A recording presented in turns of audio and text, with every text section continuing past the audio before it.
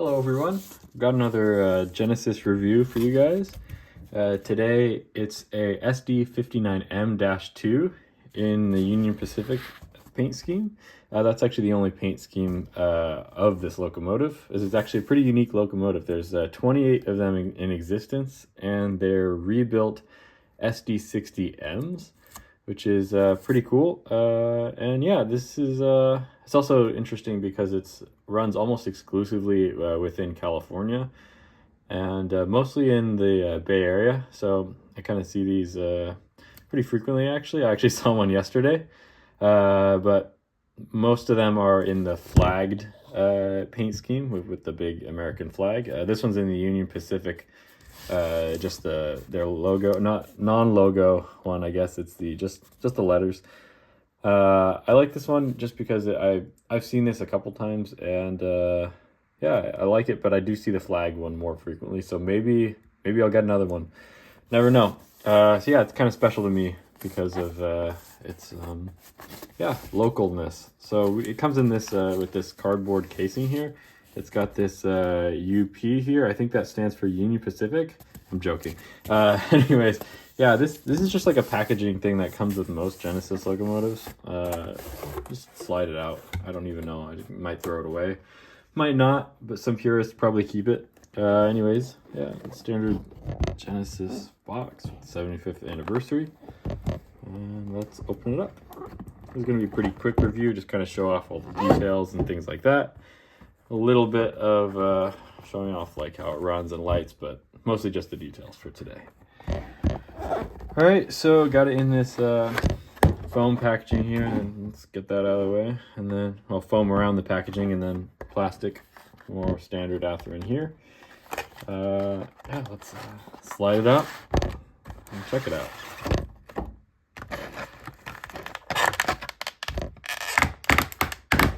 All right, it's a little bit harder to take off than most. Let's take this plastic off. I mean, it feels like packaging feels good. Let's take that out. Put this to the side. And yeah, there it is. Let's take these out, these protectors for the handrails, and then we'll get a closer look at everything. I'll move the camera over and show off all these awesome details. I mean, also, I mean, right out the gate, it looks really good. It's a little awkward angle I'm trying to take this out of. Cool. Let's get a closer look at everything. So first off, got to look at the let's start with the front. I mean, what can you say? It looks really good. I mean, it looks basically as a SD60M safety cab, you know, kind of standard deal. A lot of great details here. I wonder if these are rubber or plastic. I think they're plastic. Yeah, the MU hoses. Yeah, it's the front is pretty much identical to the flagged version for the paint scheme wise. This is just the UP logo with the wings on it. That's the same for any of the paint schemes for that.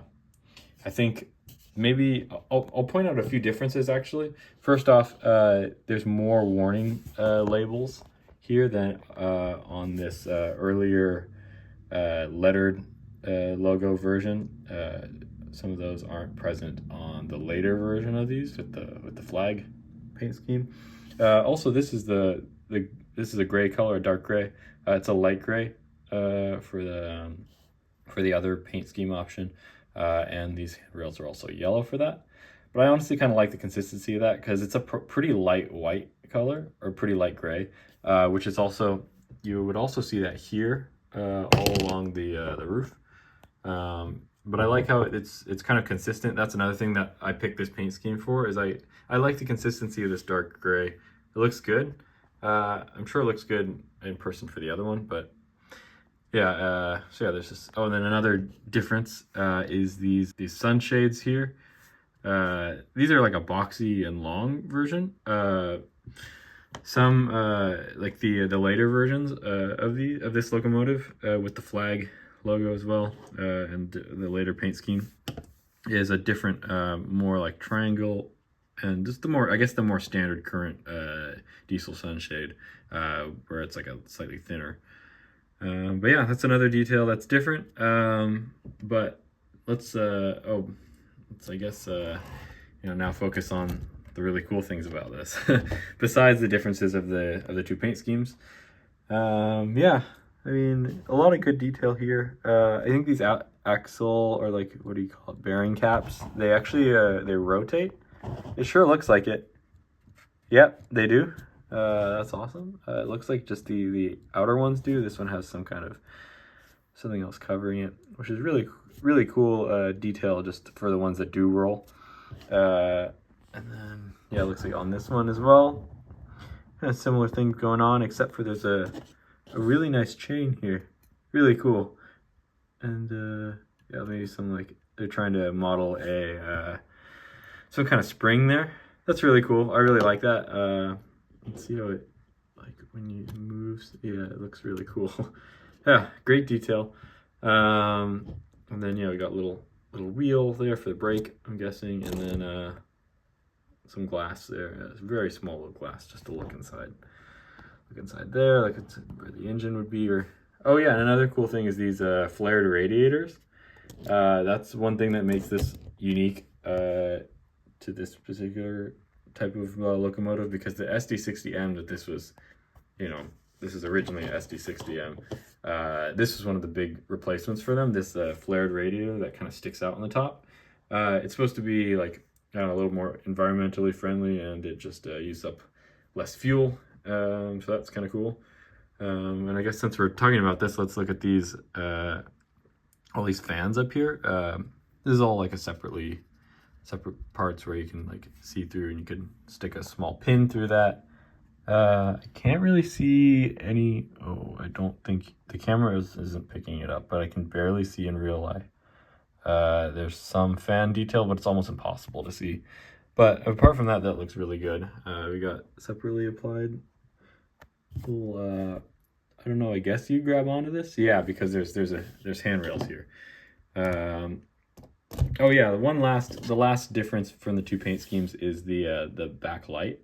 On this version of the paint scheme, it is this dark gray, like the same dark gray as before.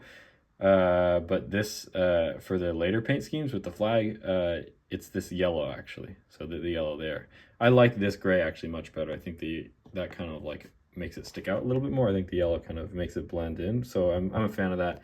Then also these numbers here are moved up slightly on the later versions as well. Moving down to this, here we got some more really good details. This time we've got the MU hoses are stuck in this little box here, which is really cool, or containing box. Looks like it's a kind of like a really thin, probably brass or metal part here that they use to contain them. Really cool looking. We also got this hose here, which actually isn't present on the front of the locomotive, which I think is interesting, and that is prototypical.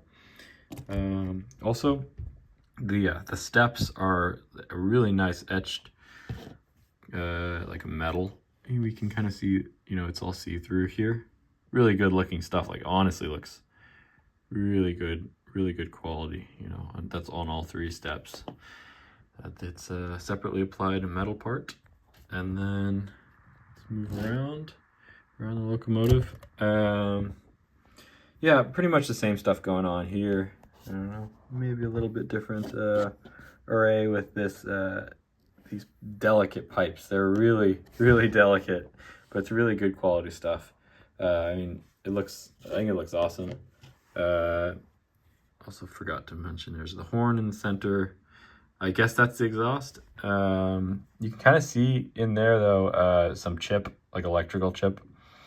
That's okay, but if you're looking at from the top, it's pretty obvious that there's electrical chip in there. That's fine.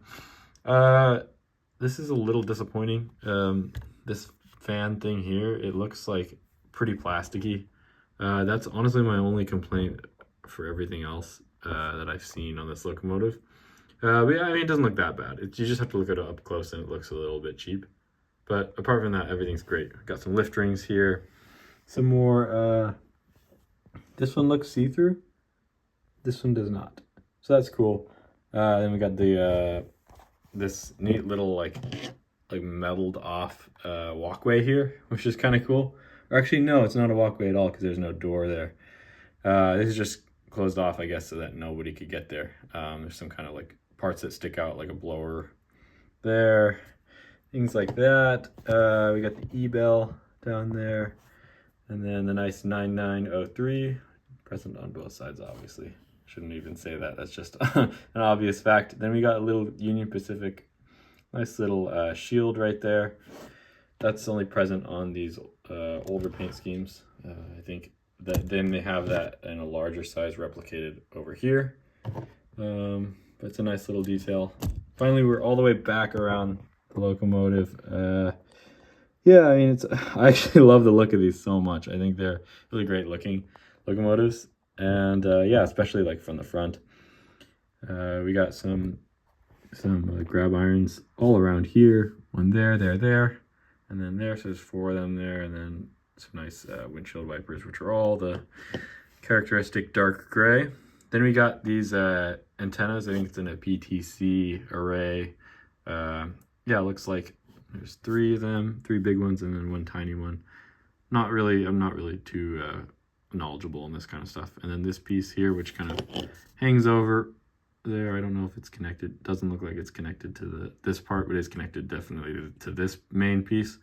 Also, I noticed there's like a groove here, there, and there, which I think kind of makes it feel like this roof can come off. Like I know that some Genesis locomotives are held in by a magnet, but it doesn't really feel like there's any give to take this off. And I don't know if there's anywhere where there's like a little spot to kind of put in your finger, or maybe even something as thin as this. Like I don't know if there's anything that can. No, it doesn't feel like there's anywhere that can pry this open to access the inside of the cab. But let's look at the cab, I guess, from here. The detail inside looks pretty freaking good. It's kind of hard to see from here. Maybe I should get some kind of light and shine it in there. But it does look really good. Let's try to see from here. No, it's even harder to see here. On the camera, it looks like it's a flat black paint over this, but it's not. Just has some kind of tint to it on the side windows that isn't present on the front windows. Yeah, it almost looks a little foggy. That's probably just the tint, kind of that effect. Oh yeah, we also got a little tiny wind deflector / mirror there, and then the bigger normal size one there. Kind of cool. And then there's some kind of like a little windowsill. Don't know what that's for. Maybe it's for the conductor, not the conductor, for the driver. Maybe that's for the driver to rest their arm. It's kind of cool. We can also see here SD59M-2. That's another name for this exact same locomotive. Besides the SD59M-2 name. Yeah, I'm trying to look for other details that I haven't pointed out yet, and I think I've gotten everything. I don't know, I love the look of this. It feels like it's something that I see every once in a while around in San Jose, up the peninsula, up to San Francisco on the Mission Bay local, and some of the different haulers that go up that way, up to South San Francisco. And then also up and around other parts of the bay, you know, like Sacramento and stuff like that too. Don't really spend much time over on that side, but yeah, definitely see these up the peninsula. What else haven't we shown you? I guess, you know, at the bottom, I'm going to be pretty careful with this to show you the bottom. That's insanely basic, but you never see that on there anyway. So we got some like remnants of some lubrication there. And nothing seems out of the ordinary or notable or special on the bottom, but sure as heck has a lot of great stuff going on from there up. Okay guys, just got it on a very short test track right here. Just gonna see the very first look of how this runs and how the lights look. All right, looks pretty good. Just seeing that light there on the top. Didn't notice the ditch lights, but yeah, let's Just gonna see it crawl back. It crawls pretty good. Oh wow, actually really good. You can I'm gonna zoom in here on these bearing caps and let's see how that looks. Looks pretty good. One thing though, the motor sounds a little bit like you can hear the gears kind of a lot. Huh. Yeah, I don't know about that. Maybe it just will take some time to get run in. But yeah, let's see about those lights on the bottom. Oh yeah, they definitely come on. Oh, and what's really cool is these number boards up there. They also illuminate, which is really good. Guess I'm not surprised about that. It appears to be like Genesis is almost exclusively doing that now, so that's really cool. Yeah, let's get another bit of that there. Yeah, I don't know. There's something about this motor that really sounds like it's kind of loud, like louder than normal most locomotives out of the box. Kind of just listening to that. Okay, wow, I just noticed something really cool. Down here, wow, that's crazy small. That's crazy small. So see these things here? I'm gonna use my little pointer there. That and that right there, those are lights and they work. They're pointing down. Like in real life, that would be necessary for like the crew to kind of see the steps going up or anything up in the bogie there. But man, those actually turn on. That's crazy. All right, let's see. Yeah, both of those there. It's harder to see this one on the left at the steps, but certainly the one up right next to these, I think it's the jacking point right there, or I don't know, but near the bogies. That one there, you can definitely see the light there. Wow. That's really cool. And you can barely see, well, I don't know about the step light, but it definitely is like a little bit. At least I can see it here. I don't know if you can see it on the camera. But that means, oh, I wonder if on these ones, on these bogies, they have one either. No, it looks like it's just the front ones, but that's more than I thought, honestly. That's really cool. Yeah, really great little surprise feature for me. I mean, I guess I should have read into read into all the cool features that was on this thing a little bit more, but that's really cool. Honestly, I love this locomotive. It's really great. And I'm gonna put it on my little tiny desert scene. It's gonna look a little bit less at home than the last locomotive, that big BNSF one I put on there to kind of get a nice looking thumbnail. But I'll still put this one on, and yeah, you can kind of see it in a little more habitat that would look like a train would actually be in versus just this. All right, so here we go. We just got it right here. Got these granite rock hoppers here. I did some weathering powder detail on that to make it look a little bit less, you know, like bright and, you know, and look dusty, like it's been hauling a lot of rocks. You see these a lot, these locomotives and these granite rock hoppers going up from, I think, like just south of Gilroy up into South San Francisco. Got this one here I actually was just working on this past week. Yeah, we got, I've done some freehand graffiti on there, kind of painted all that myself, and then got a lot of dust effects on here, like around, it's a little bit hard to see, honestly, but kind of around this, just any areas that would see a lot of dust, which I guess is just kind of everywhere. And then we also got this side here, which I've been, like this is all freehand pretty much. No, it is all freehand painting, which has been kind of fun.